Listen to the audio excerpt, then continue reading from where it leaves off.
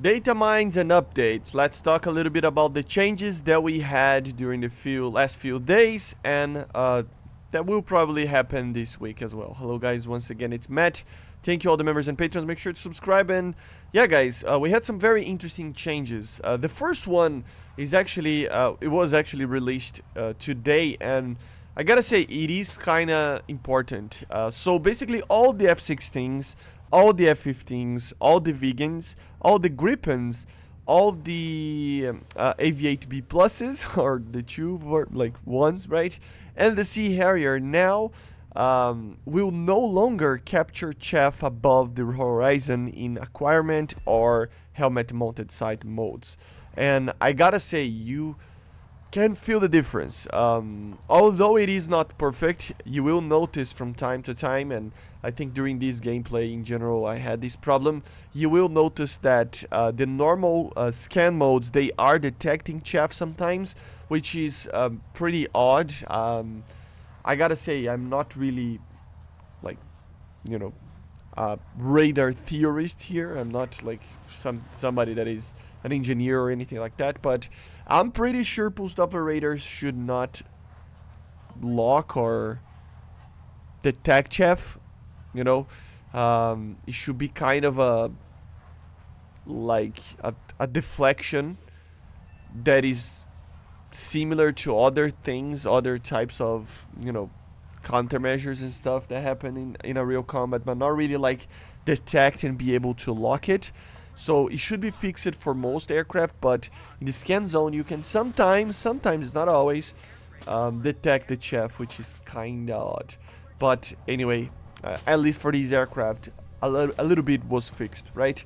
There was a bug also that caused the IRST, or TV auto tracker of tanks or of planes and helicopters, to not work when the radar was turned off. Now, you know, it doesn't matter, you can use no matter what, and it actually works, so that's actually pretty good as well. And we had some small changes found in the files with the data mine that Ajude actually made.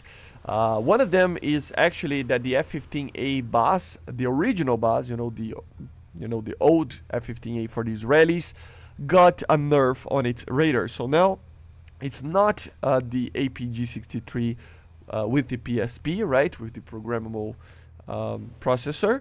Now it's just the normal APG-63, right, which means that it loses the TWS quote-unquote mode that aircraft actually had, right, which means that it should be a little bit of an annoyance not being able to use that sometimes. It's nothing too big, but still. Remember, the improved version of the BAZ still can use it, but the original one cannot. There was some other minor things like the Mystère 4A. Now the bombs are dropped separately, which is pretty interesting. And the BR of the F-104G for France was actually changed. So now it has the separated BRs that got added, you know, a while back, right? The BR itself is basically the same. So for arcade is 10.3, for RB is 10.7, and for simulator is 10.3 as well. But once you get into a ground match, it doesn't matter if it's ground RB or SP, it will be a 10.0 aircraft, okay? A new loadout was added to the Gripen, which is 4 AGM-65Gs. So now it is a little bit better in the, you know, air-to-ground capabilities, which is pretty cool as well. And the last thing that I think it's important, there are other things, and I will leave the links in the description. The Su-17M4 had its large countermeasures fixed. So basically this is it, nothing too big, just small things that are here and there being fixed after a patch is released, right? So yeah, let me know in the comments what you want to see in the channel now that the patch is actually released and stuff. And yeah guys, I see you guys on the next one. Make sure to subscribe, and bye. See ya.